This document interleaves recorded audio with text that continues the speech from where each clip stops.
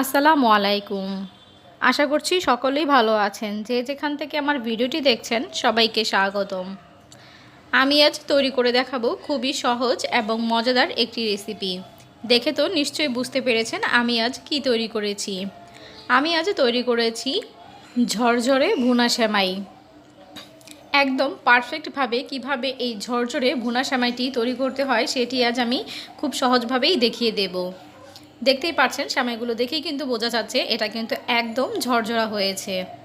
দেখে তো নিশ্চয়ই বুঝতে পারছেন এটা কতটা ঝরঝরে হয়েছে। আমি একটি কাঁটা চামচ দিয়ে একটু নেড়েচেড়ে দেখিয়ে দিচ্ছি। দেখতে পাচ্ছেন এই যে দেখুন এটা কতটা বেশি ঝরঝরা হয়েছে। দেখে নিশ্চয়ই বুঝতে পারছেন এটা কিন্তু এখন প্রচণ্ড পরিমাণে গরম আছে, তাই একটু এরকম যখন এটা ঠান্ডা হয়ে যাবে তখন কিন্তু এটা একেবারেই ঝরঝরা হয়ে থাকবে। কিভাবে পারফেক্টভাবে এই ঝরঝরে সেমাইটি রান্না করতে হয় আমি আজ সেটি আপনাদের সাথে শেয়ার করব। চলুন তাহলে কথা না বাড়িয়ে দেখিয়ে দিচ্ছি আমি কিভাবে এই ঝরঝরে শুকনা সেমাইটি রান্না করেছি। সেমাইটি রান্না করার জন্য প্রথমে আমি এরকম লাল সেমাইগুলো নিয়ে নিয়েছি এবং সেমাইগুলো কিন্তু আমি ভাঙিনি, একটু আস্তে আস্তে রেখেছি, মানে বড় বড় রেখেছি যেন সেটা যখন ঝরঝরা হবে নুডলসের মতো লম্বা লম্বা হবে, দেখতে কিন্তু ভালো দেখা যাবে এবং খেতেও কিন্তু ভালো লাগবে। প্রথমে একটি প্যানের মধ্যে আমি 2 টেবিল চামচ ঘি নিয়ে নিচ্ছি।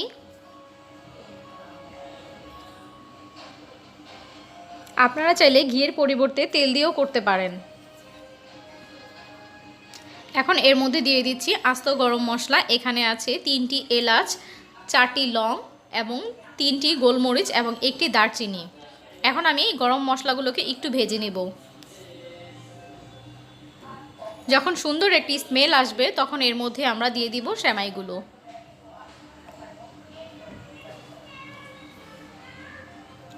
দেখতে পাচ্ছেন আমি কিন্তু সেমাইগুলো বেশ বড় বড় রেখেছি, ভেঙে ছোট করি নেইনি। চুলার আঁচটা কিন্তু এই পর্যায়ে কমানো থাকবে। এখন আমি একটি স্প্যাচুলার সাহায্যে আমি সেমাইগুলোকে নেড়েচেড়ে ভেজে নেব।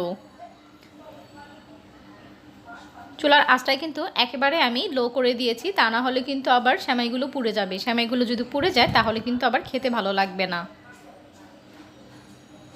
আমি ভালো করে নেড়েচেড়ে উল্টে পাল্টে সেমাইগুলো ভেজে নিচ্ছি।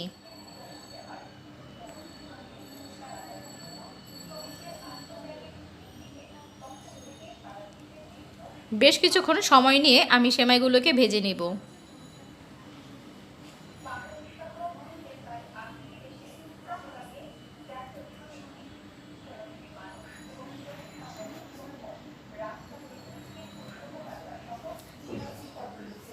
সেমাইগুলো যখন ভাজা হয়ে যাবে সবগুলো সাইড, তখন এর মধ্যে আমি দিয়ে দিব 1/3 কাপ চিনি।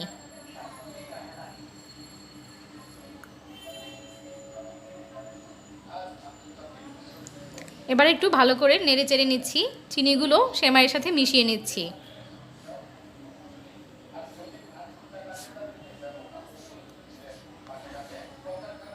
আমি আরও কিছুটা চিনি দিয়ে দিব।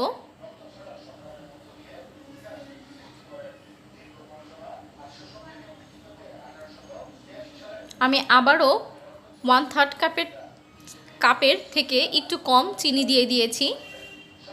চিনিটা আপনাদের পছন্দ অনুযায়ী দিবেন, যে যেমন মিষ্টি খেতে পছন্দ করেন ওই রকম দেবেন।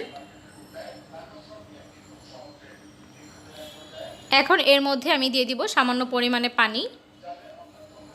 পানিটা কিন্তু খুব বেশি দেয়া যাবে না, তাহলে কিন্তু সেমাইটা ঝরঝরে হবে না। দেখে নিশ্চয়ই বুঝতে পেরেছেন আমি কতটুকু পানি দিয়েছি। কাপ দিয়ে মাপলে এখানে 1/3 কাপের মতো পানি হবে। খুব বেশি একটা পানি কিন্তু দেয়া যাবে না, তাহলে কিন্তু সেমাইগুলো আবার নরম হয়ে যাবে। সেমাইগুলো যেন সিদ্ধ হয় ঠিক এই পরিমাণে পানি দিতে হবে। এবার সবগুলো একসাথে খুব ভালো করে মিশিয়ে ঢাকনা দিয়ে ঢেকে 3 মিনিটের জন্য ঢাকনা দিয়ে ঢেকে রাখবো।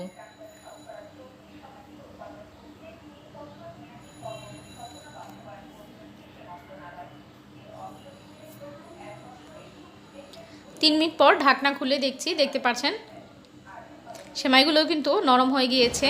আমি আগে তেজপাতা দিতে ভুলে গিয়েছিলাম, তাই আমি এই পর্যায়ে তেজপাতাগুলো দিয়ে দিচ্ছি এবং একটু নেড়েচেড়ে মিশিয়ে দিচ্ছি। উপরে সেমাইগুলো নিচে দিয়ে দিচ্ছি এবং নিচে সেমাইগুলো উপরে দিয়ে দিচ্ছি। একটু ভালো করে নেড়েচেড়ে আবারও ঢাকনা দিয়ে ঢেকে রেখে দিব। 3 থেকে 4 মিনিটের জন্য।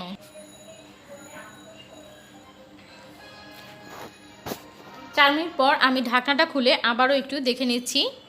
দেখতে পাচ্ছেন এবার কিন্তু সেমাইটা হয়ে গিয়েছে।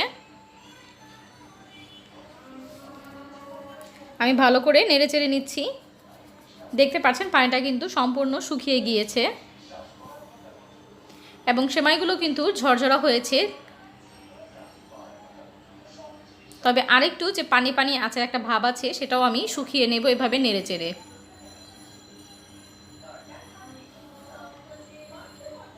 এবার দিয়ে দিব 1/3 কাপ গুঁড়ো দুধ।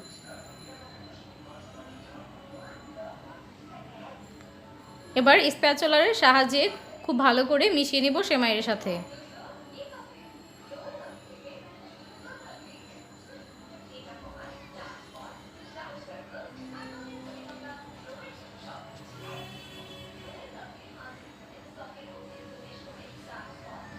সম্পূর্ণ গুঁড়ো দুধ ভালো করে মেশানো হয়ে গিয়েছে, দেখতে পাচ্ছেন। আমি একটু তুলে দেখিয়ে দিচ্ছি, দেখুন দেখতে কতটা সুন্দর হয়েছে এবং ঝরঝরা হয়েছে। আমি কিন্তু সেমাইগুলো না ভাঙার কারণে যে আস্তে আস্তে রেখেছিলাম, তার জন্য কিন্তু সেমাইগুলো এরকম লম্বা লম্বা হয়েছে। এবার চুলা থেকে নামিয়ে আমি একটি বাটিতে নিয়ে নিচ্ছি সেমাইগুলো। দেখতেই পাচ্ছেন সেমাইগুলো আমি বেড়ে নিয়েছি এবং দেখতে কতটা সুন্দর হয়েছে, একদম পারফেক্ট হয়েছে, কিন্তু একেবারেই ঝরঝরা হয়েছে এই সেমাইগুলো। এটা কিন্তু এখন অনেক গরম আছে, যখন ঠান্ডা হবে তখন কিন্তু এটা একেবারেই ঝরঝরা হয়ে থাকবে।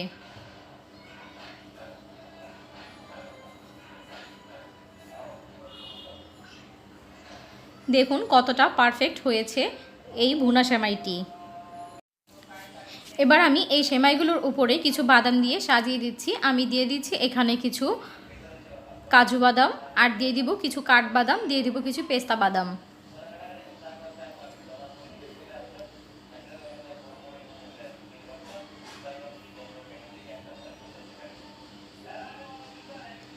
তো দেখতেই পারলেন আমি কত সহজে এবং খুবই মজাদারভাবে এই ভুনা জর্দা সেমাইটি রান্না করে দেখিয়েছি। আশা করছি আমার এই পুরো ভিডিওটি আপনাদের কাছে খুবই ভালো লেগেছে। আমার এই ভিডিওটি যদি আপনাদের কাছে ভালো লেগে থাকে তাহলে অবশ্যই লাইক, কমেন্ট এবং শেয়ার করে দিবেন, এবং আমার চ্যানেলে যারা নতুন আছেন তারা অবশ্যই চ্যানেলটিকে সাবস্ক্রাইব করে বেল আইকনে ক্লিক করে অল বাটনে ক্লিক করে রাখবেন। আর যারা অলরেডি আমার চ্যানেলটিকে সাবস্ক্রাইব করে রেখেছেন তাদেরকে অসংখ্য ধন্যবাদ। আবারও হাজির হব নতুন কোনো ভিডিও নিয়ে।